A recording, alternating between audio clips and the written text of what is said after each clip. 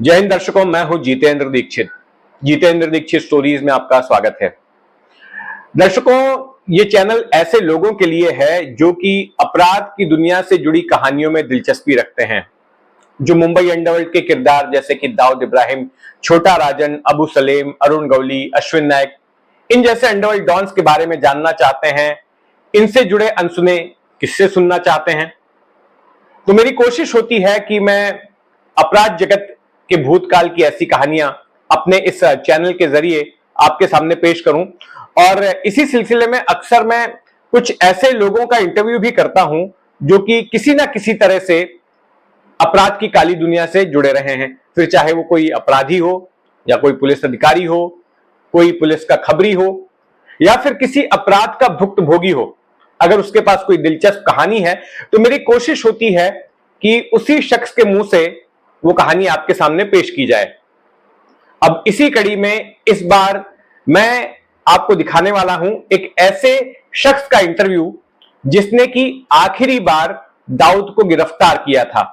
दाऊद 1986 में भारत से भागा था। उसके पहले भी उसने एक बार भागने की कोशिश की थी, और तब आखिरी बार उसकी गिरफ्तारी हुई थी, और वो गिरफ्तारी भी बड़े ही डांटकीय अंदाज में हुई थी। बहुत कम ऐसे अधिकारी बचे हैं जो अब भी जीवित हैं जिन्होंने कभी दाऊद से मुलाकात की, बात की, उसको गिरफ्तार किया, उसका इंट्रोगेशन किया, हवालात में उसकी मारकुटाई की। तो ऐसे ही एक अधिकारी हैं जिनसे हाल ही में मेरी मुलाकात हुई। इन अधिकारी का नाम है वसंत ताजने। ये एसीपी होकर रिटायर हुए हैं मुंबई पुलिस से, और ये वो शख्स हैं जिन्होंने दाऊद को आखिरी बार गिरफ्तार किया था, उसकी कस्टडी ली थी, उसे लॉकअप में रखा था, और उसके साथ पुलिसिया अंदाज में पूछताछ भी की थी। तो ये पूरा इंटरव्यू आखिर तक देखिए। जिन लोगों को अंडरवर्ल्ड से जुड़ी कहानियां सुनने में मजा आता है, या जिन्हें दाऊद के बारे में कुछ और जानना है, तो मुझे यकीन है कि उन्हें यह इंटरव्यू पसंद आएगा। ताजने साहब, आपका स्वागत है। थैंक यू, धन्यवाद। ताजने साहब, ये बताइए कि वो क्या किस्सा है कि आखिरी बार दाऊद इब्राहिम को आपने गिरफ्तार किया था, उसको आपने पकड़ा था, वो मामला क्या था और कैसे दाऊद इब्राहिम आपके हाथों में आया था? जितेंद्र जी, आप बहुत पुराने यादगार जिंदा कर रहे हो, क्योंकि ये काफी पुराना किस्सा है। जब मैं 1984-5 में जब नागपाड़ा पुलिस स्टेशन में पोस्टिंग में था, तो नागपाड़ा, डोंगरी, पायदुनी, ये ऐसा कहा जाता है तो दाऊद इब्राहिम का एक्टिविटीज का एरिया है। हालांकि रहने के लिए भी हमारे नागपाड़ा के बाजू में डोंगरी पुलिस स्टेशन में वो पाकमुडिया स्ट्रीट है, टेमकर मोहल्ला है, या वो रहने को भी थे, इसीलिए उनका एक्टिविटी का सेंटर ये डोंगरी, पायदुनी, नागपाड़ा माना जाता है। वो टाइम दाऊद का एक्टिविटी शुरू हुआ था, मैं मानूंगा, या गैंगवार के पहले का थोड़ा वो पीरियड है जब गैंगवार स्टार्ट होने के मोमेंट में था। तो वो टाइम इन लोगों का आपस में ये इलीगल एक्टिविटी या वायलेंट एक्टिविटी, एक्सटॉर्शन एक्टिविटी शुरू हुए थे। मैं समझता हूँ इसकी वजह ये बीपीटी में जो कस्टम का माल आता था वो निकालने के एक्टिविटी, जो बंदरगाह में कस्टम्स का माल आता था, वो निकाल के स्मगलिंग एक्टिविटी से इन लोगों को ज्यादा तरक्की मिली, और इसकी वजह से उनमें आपस में टकराव चालू हुए।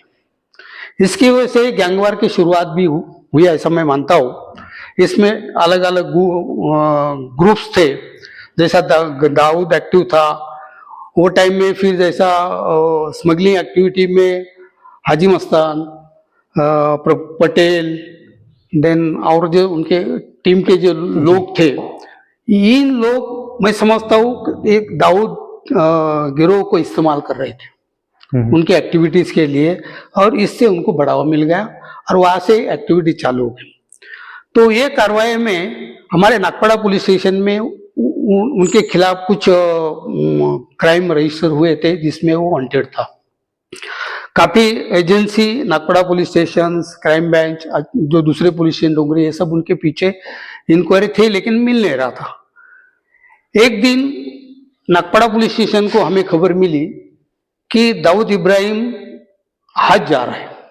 हज जा रहा है। हज जा रहा है। अच्छा सर, यहाँ पे मैं रोकना चाहूंगा कि वो कौन सा अपराध था जिसकी वजह से उसको ढूंढ रहे थे? वो एक्सटॉर्शंस और राइटिंग के केस जो हुए थे, अच्छा। उनके मसले में वो मतलब राइटिंग मतलब मारा मारी किसी पे अटैक था, 307 की केस थी। हाँ हाँ और एक्सटॉर्शन के केसेस 2-3 मामले नागपाड़ा पुलिस स्टेशन में दर्ज थे। हाँ। तो वो मामले में वो वांटेड था। तो उनके ये खबर मिलने के बाद कि वो इंडिया से हज के लिए बाहर जा रहा है और एयरपोर्ट पहुंचा है, हम्म, तो मैं, हमारे दूसरे टाइम में इंस्पेक्टर दूसरे थे, साटे साहब थे, ऐसा राठौड़ थे, हम टीम मिलके हम एयरपोर्ट पहुंचे और वहां से उनको हमने कस्टडी में लिया। अच्छा। एयरपोर्ट से लिया। वो हालांकि वो टाइम वो हज के जाने के पहराव में थे। किस तरह का कपड़ा पहन रखा था वो? जो व्हाइट कपड़े जो हज के लिए जाने के लिए रहते उस पहराव में थे।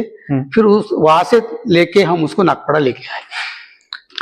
अभी वो टाइम उनका नाम चल रहा था, बड़ा हाई प्रोफाइल आदमी पकड़ा जाने के बाद जो इन्वेस्टिगेशन का माहौल था वो चालू हो गया। फिर उनको कोर्ट में, वो केसेस में कोर्ट में प्रोड्यूस करने के बाद मुझे याद है कि शुरू में उनको 7 दिन का पुलिस कस्टडी मिली थी और इस 7 दिन के दौरान वो हमारे लॉकअप में था। उसका इंट्रोगेशन, इन्वेस्टिगेशन, बाकी कौन एसोसिएट है, ये सब जानकारी वो टाइम नहीं ली गई थी और कोर्ट में उसको भेजा गया था। ताजनी साहब, ये जानना था कि दाऊद चूंकि पुलिस से छुप रहा था, आपको जानकारी कैसे मिली कि वो वहां पर पहुंचने वाला है एयरपोर्ट पर हज जाने के लिए? वहां पर क्या वो कैसे पता चला? देखो, हम लोकल वही पुलिस स्टेशन में काम करते थे, तो कुछ हमारे भी कांटेक्ट थे, उसके मूवमेंट कहीं ना कहीं हम टैप कर रहे थे और ये बाहर जाने की इंफॉर्मेशन हमें मिली। उस इंफॉर्मेशन पे, इनपुट पे हमने उनको गिरफ्तार किया था। तो आपने सहार एयरपोर्ट पर दाऊद को गिरफ्तार किया, तो वहां पर क्या उसने कोई रेसिस्टेंस किया, भागने की कोशिश की? कैसे पकड़ा? उस वक्त क्या सीन था? नहीं, भागने की कोशिश तो नहीं की। ये पे आइडेंटिफाई करने के बाद उसको बोला जाए, हम नागपाड़ा पुलिस के ऑफिसर्स है, आपको हम गिरफ्तार कर रहे हैं, हम हमारे साथ चलना चाहिए। वो टाइम से हमारे साथ नागपाड़ा पुलिस स्टेशन आ गए, चुपचाप बिना किसी रेसिस्टेंस के आ गया। उधर कुछ रेजिस्टेंस ज्यादा, क्योंकि काफी लोग थे उसमें, वो रेजिस्टेंस नहीं किया। वो इसमें भला समझा कि हम इधर से निकल आए, इन ऑफिसर के साथ चले और वो हमारे साथ नागपाड़ा पुलिस स्टेशन आया। फिर अगली कार्रवाई शुरू हो गई। अच्छा, तो उसने कुछ ऐसे लालच देने की कोशिश की या पैसा देने की कोशिश की कि छोड़ दो, ऐसा कुछ उसने? नहीं, ये ऐसा तो कुछ नहीं हुआ, क्योंकि जो उसको मालूम था मैं वांटेड है वो केस में और मेरी गिरफ्तारी होने वाली है, तो ऐसी कोशिश होने का कोई सवाल नहीं आता है। तो ही सरेंडर हिमसेल्फ और हम लेके आए। उसमें डिफरेंस ये है कि आज और वो टाइम का दाऊद, इसमें मैं समझता हूँ काफी फर्क है। वो टाइम जो उभरता था, वो एक्टिविटी बढ़ रही थी, जो आज जिस मकाम पे, जिस नाम से वो जाना जाता है, मैं कंपैरेटिवली वो टाइम वो दाऊद उतना नहीं था, उतना बड़ा नाम नहीं बना था, बड़ा वो टाइम नहीं बना था। वो दाऊद उस वक्त अकेला था या उसके साथ में भी और लोग जा रहे थे? नहीं, लोग तो काफी, क्योंकि एयरपोर्ट पे वो टाइम वो नहीं, उसके ग्रुप के, उसके गैंग के कोई? नहीं, वो बाकी पहचान वाले रहेंगे, लेकिन जो हमें चाहिए उनमें से दाऊद ही उधर जा रहा था। हाँ। तो वो वाकई में हज करने जा रहा था या भागने की फिराक में था, हज के बहाने, ऐसा कुछ था? देखो, जो ग्रुप में जा रहा, जो माहौल था उधर, क्योंकि जब हज जाती है तो काफी सैकड़ों लोगों में से ग्रुप में चले जाते हैं। वो पहराव भी था, टिकट भी उसको हज का उधर था। आगे उसका इरादा क्या था वो तो बोला मैं हज जा रहा हूँ, तो वो हिसाब से वो उसको ताबे में लेके लाया। लेकिन हमारा इन्वेस्टिगेशन होने के बाद जब उसको जामीन मिला, जो भाई जो आप बोल रहे थे कि लास्ट अरेस्ट कैसे, क्योंकि वो केस के बाद जब कोर्ट ने उसको जामीन दी, बाहर आया, तो उसके बाद वो पुलिस के हाथ में नहीं आया। जैसा 86-87 में वो इंडिया के बाहर गया, ऐसी इनपुट्स है। उसके बाद वो दुबई में उसकी प्रेजेंस मालूम हुई, तो मैं समझता हूँ कि वो इंडिया में कि उसकी लास्ट अरेस्ट थी। तो ये कौन सा साल था? ये 84 की बात कर रहा हूँ। 84 या 84 में। और ताजनी साहब, ये बताइए कि जब आपने जैसे बताया कि उसकी गिरफ्तारी के बाद में आपने उसको 7 दिनों के लिए कस्टडी में लिया था, कोर्ट में प्रोड्यूस करने के बाद पुलिस कस्टडी में था, वो नागपाड़ा पुलिस स्टेशन के लॉकअप में था। तो आप जब पूछताछ करते थे तो उस वक्त उसका बर्ताव कैसा था? वो कोऑपरेट करता था या उसके साथ सख्ती बरतनी पड़ती थी तब वो उगलता था? तब वो कैसा था? नहीं, इतना तो आसानी से नहीं बोल रहा था, काफी वो तो रेजिस्टेंस, क्योंकि वो टाइम में वो एरिया का एक नामचंद था, तो इतना आसानी से नहीं, उसको सख्ती से तो पेश आना ही पड़ा। क्वेश्चनिंग में, क्रॉस वेरिफिकेशन में, उसके एक्टिविटी चेक में, या उसके साथ में वो क्राइम में कौन कौन थे, इस करने के लिए काफी हार्ड इंट्रोगेशन के बाद ही उसने इंफॉर्मेशन दी। तो आपने जैसे बताया एक हार्डकोर उस वक्त में इलाके का गुंडा बन गया था, तो जो पुलिस अपना रूप दिखाती है ऐसे बदमाशों पर, डंडे वाला रूप, तो वो भी दिखाया गया था उसको? अभी तो वो तो दिखाना ही पड़ेगा, वो टाइम तो दिखाते थे हम तो बोलेंगे आपको। तो दिखाया और वो केस का इन्वेस्टिगेशन पूरा किया। इस दौरान में मैं ये भी बताना चाहूंगा कि स्टेप्स कैसे बढ़ी। जब वो लॉकअप में था तो हेल्थ के हिसाब से उन्होंने कोर्ट से होम फूड के ऑर्डर लाई थी। तो होम फूड देने के लिए वो डब्बा लेके छोटा साइकिल आता ओहो, उनको घर से। तो मतलब इस लेवल के ये थे। मेरा कहने का मतलब है कि दाऊद भाई को डब्बा लेके छोटा साइकिल उस दिन आता था, मतलब कि इस लेवल के। फिर आगे ये लोग बढ़ते बढ़ते गए, आज ऐसे बड़े क्रिमिनल बन गए। अच्छा, दाऊद और छोटा शकील के रिलेशन के बारे में कुछ और बता सकते हो उस वक्त में? क्योंकि हाँ, रिलेशन तो अच्छा था, क्योंकि हमारे पुलिस स्टेशन में वो टेमकर मुहल्ले में छोटा शकील का एक ट्रैवल का ऑफिस था। मतलब उनका एक्टिविटी, वो टर्म की एक्टिविटी कर रहा था। Is very close associate to Dawood, there is no doubt. और उस वक्त में तभी पठान गैंग और दाऊद के बीच में एक गैंगवार भी चल रहा था, तो आपको क्या उसकी सुरक्षा को लेकर भी चिंता थी कि दाऊद आपकी कस्टडी में है तो पठान गैंग के लोग उस पर हमला कर सकते हैं? ये तो सही है कि उन दो, जैसा आपने बताया कि पठान गैंग उनमें वो राइवलरी चालू हुई थी उनके भाई का मर्डर के बाद, वो जो है आपको भी मालूम है। लेकिन इस हद तक तब तक नहीं पहुंचे थे कि पुलिस कस्टडी में कोई हमला करे। ऐसा इस लेवल के क्रिमिनल की वहां ऐसा हमको कभी लगा नहीं। या दाऊद से कुछ बातचीत का कोई आपको कुछ याद है, कोई किस्सा याद है जो मतलब इंट्रोगेशन के वक्त में या फिर उसके पहले या बाद में आपका उससे कोई इंटरेक्शन हुआ हो, ऐसा कोई कहानी या ऐसी कोई बातचीत याद है आपको? नहीं, इन्वेस्टिगेशन के बारे में जो इंट्रोगेशन में जो भी केस के रिलेटेड इंफॉर्मेशन थी, या एसोसिएट्स कौन कौन थे, उनकी एक्टिविटीज की, या लाभ पहले अरेस्ट के बाद में वो कहाँ का चेकआउट है, ये सब वो पुलिस प्रोसीजर हमने तो फॉलो किया। काफी इंट्रोगेशन करके स्टेटमेंट, एविडेंस इकट्ठा करने की जो बातें इंट्रोगेशन हो गई। राजेश साहब, लेकिन क्या उसके बाद वो ट्रायल चल पाया उसके पास से? ट्रायल शुरू होने के पहले या ट्रायल के दौरान ही वो भाग गया? मैं समझता हूँ वो बेल आउट होने के बाद तब से भाग गया, उसके बाद ट्रेसेबल नहीं है। तो ट्रायल के लिए तो वो नॉट प्रेजेंट। अच्छा, ये बताइए, ये तो दाऊद की बात हुई। आपने अपने पुलिस के करियर में और भी बड़े बड़े गैंगस्टर्स को आपने गिरफ्तार किया, इंट्रोगेट किया। आपने अरुण गवली को भी इंट्रोगेट किया था, आपने अबू सलीम को भी इंट्रोगेट किया था। उनसे जुड़ा हुआ कोई किस्सा आपको याद आ रहा हो तो? किससे मतलब ये लोगों की सब क्रिमिनल हिस्ट्री है, किससे तो कोई बड़े काम तो ये लोगों ने किए नहीं है। आप जानते हो क्रिमिनल हिस्ट्री एक जो भी गैंगवार बाद में उभर के आया, हर ये जो नाम लिए इन लोगों ने अपनी अपनी गैंग्स बनाई है। ये गैंग चलाने के लिए एक्सटॉर्शन एक्टिविटी, गैंग राइवलरी में एक दूसरे पे हमले, मर्डर्स, ये सारी काफी एक्टिविटी हो चुकी है। एज फार एज मेरा जो सर्विस रहा, काफी समय में साउथ बॉम्बे में जॉब किया। जैसा नागपाड़ा होने के बाद कुछ मैं देवनार में था, उसके बाद में सीधा मेरी पोस्टिंग क्राइम ब्रांच में थी। क्राइम ब्रांच में मैं 3 बार पोस्टिंग किया हूँ। तो ये टाइम काफी गैंगवार के साथ काम करने का तो मौका आया है। इस दौरान जितने भी आप बड़े बड़े नाम ले सबको मैंने अरेस्ट या इंट्रोगेशन तो किया है। जैसा अरुण गवली का भी था, ये भी हमारे कस्टडी में था।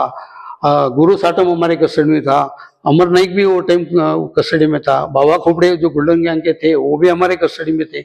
इन सब लोगों को इंट्रोगेट करने का, इन्वेस्टिगेशन का तो मौका तो मिला है। और बहुत इन लोगों को मैं समझता हूँ, मैं नजदीक से देखा हूँ। कोइंसिडेंटली सर्विस में आने के पहले भी मेरा कॉलेज लाइफ या स्टे सेंट्रल बॉम्बे में था।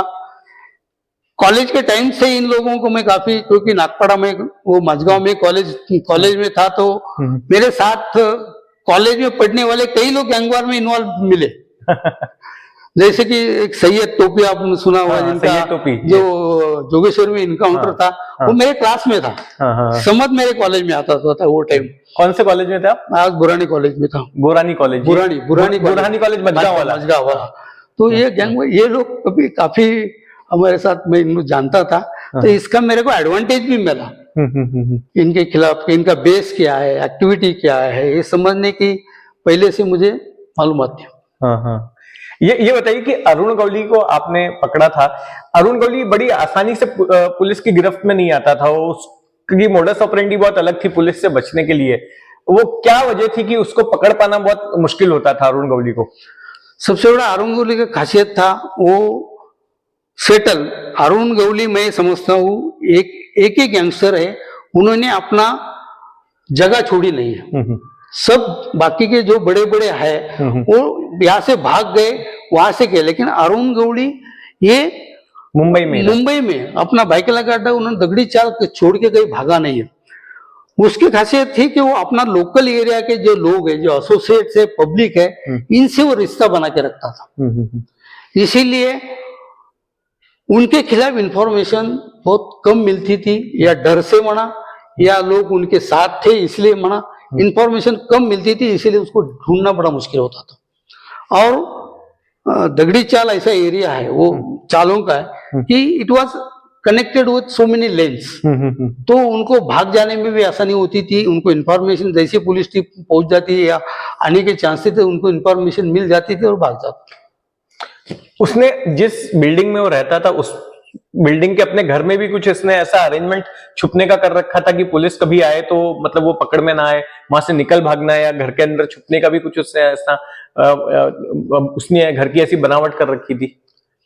मैं समझता हूँ ये हर एक क्रिमिनल ऐसा सोचता है और ये करता है कि अगर पुलिस आती है तो हम कैसे छुप सकते हैं। ये क्रिमिनल का माइंडसेट ही ऐसा है, बचने के लिए, भागने के लिए वो पहले से ही रास्ते ढूंढ के रखता है, या उनको इंफॉर्मेशन मिलने की बंदोबस्त करता रहता है। जैसा वो टाइम कुछ ऐसा था, पुलिस अगर आती है तो वो टाइम कैमरे नहीं थे, लेकिन व्हिसल या कोई घंटा ऐसा गेट के बाहर एंट्री पे लगाते, कोई तो उनका एसोसिएट घंटा बजाता था, व्हिसल मारता था, या कोडवर्ड से उनको सिग्नल मिल जाता था। इसीलिए वो पहले अलर्ट होके भागने में सक्सेस हो जाते थे। ये तो अरुण गौली की बात हुई। आपने अबू सलीम को भी इंट्रोगेट किया था। अबू सलीम साल 2005 में भारत लाया गया पुर्तगाल से डिपोर्ट करके। वो किस तरह का अपराधी था, और जब आप उससे इंट्रोगेट करते थे तो क्या वो आसानी से कोऑपरेट करता था? आप जो सवाल पूछते थे जवाब देता था, या वो भी जो है उससे भी आपको सख्ती बरतनी पड़ी उससे उगलवाने के लिए? मैं समझता हूँ जिस हालात में वो इंडिया में आया, जो इंटरनेशनल क्रिमिनल, वो ट्रीटी की तरह आया था। वो ट्रीटी में कुछ कंडीशन थी उनके सेफ्टी सिक्योरिटी के हिसाब से। तो वो टाइम मैं एटीएस में था, तो हमने एटीएस में उसको जैन मर्डर केस में कस्टडी ली थी, प्रदीप जैन मर्डर केस में। तो काफी कम से कम 1 महीना एटीएस के कस्टडी में था। वो इंट्रोगेशन में मैंने देखा कि ये बहुत शार्प माइंडेड आदमी है, जो बोलने का उसका है। मुझे जो अबू सलीम जो नाम बना, मैं नहीं ये सोचता कि अबू सलीम कई बड़े क्राइम में जाके उन्होंने मर्डर किए, he was very smart in talking, बोलने में, अपनी गैंग हैंडल करने में, आदेश देने में, सप्लाई, पैसा, वेपन्स ये देने में उन्होंने बहुत बड़ा रोल प्ले किया है। तो आसानी से तो नहीं उन्होंने बोला, क्योंकि उसको मालूम है मुझे कुछ लीगल प्रोटेक्शन है। अगर उसको टॉर्चर करे या उसके टर्म्स ऑफ वायलेशन हुए तो तुरंत जब वो कोर्ट में पेश किया जाता था, वहां शिकायत करने की कोशिश करता था कि मुझे हरासमेंट हो रहे, टॉर्चर हो रहे, 3rd डिग्री देने की कोशिश हो रही, एक कंप्लेंट वहां करके वो लीगल प्रोटेक्शन लेने की कोशिश करता था। तो ये अबू सलीम ने जो आपके पास जो मामला था प्रदीप जैन का, उसके बारे में थोड़ा सा बताइए। उसने क्यों प्रदीप जैन की हत्या की थी? और मैंने सुना कि प्रदीप जैन की हत्या के 13वें दिन उसने प्रदीप जैन की पत्नी को भी फोन करके धमकाया था ऐसा कुछ हुआ था या उसके भाई को फोन करके धमकाया था? नहीं, मैं समझता हूँ जितने अबू सलेम के जितने भी केसेस है इसमें एक्सटॉर्शन एंगल है। इनको पैसे से मतलब होता था। एक आदमी को एक जगह अगर तुम क्राइम करते हैं तो वो क्राइम जिसको और दूसरों को तुम थ्रेट दे रहे हो उनको दिखाना, उनको सुनाने की उनकी आदत थी। ऐसे भी कई इंसिडेंट इंट्रोगेशन में पता चला है कि जब उसके शूटर कई फायरिंग कर रहे थे तो वो लाइव मोबाइल पे वो दूसरा किसी को सुनाता था, देखो तुम्हारी भी ऐसी हालत की जाएगी। ये उनका डराने का एक बहुत बड़ा तरीका था। तो उन्होंने प्रदीप जैन का मर्डर का बहुत और जगह दूसरे लोगों को धमकी देने में हमने उसकी जैसी हालत की वैसे आपकी भी करूंगा। उनके साथ भी उन्होंने बहुत क्रूरता का व्यवहार किया है, उनके बार बार फोन करके सताया है और ये सब पैसे के लिए करता था, इतना तो पक्का है। अब एक आखिरी सवाल ताजने साहब कि फिर से मैं दाऊद पर आता हूं कि दाऊद को भागे करीब समझ लीजिए कि 40 साल के ऊपर का समय हो गया है भारत से, लेकिन उसके भागने के कई साल बाद तक उसका गैंग मुंबई में सक्रिय था, गैंग वॉर में भी इन्वॉल्व था, कई लोगों की हत्याएं भी करवाई और फिर 12 मार्च 1993 के बमकांड में भी दाऊद का नाम आया। आज भी दाऊद का नाम जो है अक्सर आए दिन आते रहता है, मीडिया में छपता है, कभी जांच एजेंसियों की ओर से आता है। आपकी नजर में आज दाऊद गिरोह की हैसियत मुंबई में क्या है? क्या दाऊद गिरोह आज भी मुंबई में सक्रिय है या अब सिर्फ दाऊद का नाम यहां पे चल रहा है, दाऊद गिरोह खत्म हो चुका है? ये तो बात हम सबको मानना पड़ेगा कि वो एक इस्टेब्लिश्ड गैंगस्टर था, गैंगस्टर से दिन वो ऊपर के आतंकवाद में भी चला गया। लेकिन आज के तारीख में ये गैंगवार का दौर एक 10 साल चला, लेकिन जिस तरह से मुंबई पुलिस की कार्रवाई हुई है, ये 8-10 साल में बॉम्बे पुलिस ने गैंगवार का नामो निशान मिटा दिया है।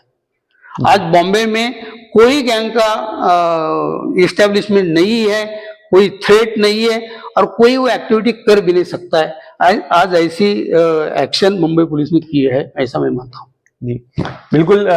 आपने तो वो दौर देखा है जब हर दिन शूटआउट्स होते थे और गैंगस्टर एक दूसरे को भी मारते थे, व्यापारियों को, बार मालिकों को, मिल मालिकों को, बिल्डरों को भी टारगेट करते थे। लेकिन उसके बाद पुलिस ने भी सख्त रवैया अपनाया। Maharashtra control of organised crime जैसे एक्ट के तहत बड़े पैमाने पे गिरफ्तारियां हुई, फिर एक एनकाउंटर की भी अघोषित रणनीति थी जिसमें भी कई सारे गैंगस्टर मारे गए। तो उसकी वजह से आज हम कह सकते हैं कि मुंबई का वो जो अंडरवर्ल्ड था वो खत्म हो चुका है और उसमें आप जैसे अधिकारियों ने एक अहम भूमिका निभाई। हमसे बातचीत करने के लिए बहुत बहुत धन्यवाद ताजने साहब। Thank you very much Dikshit, thank you so much.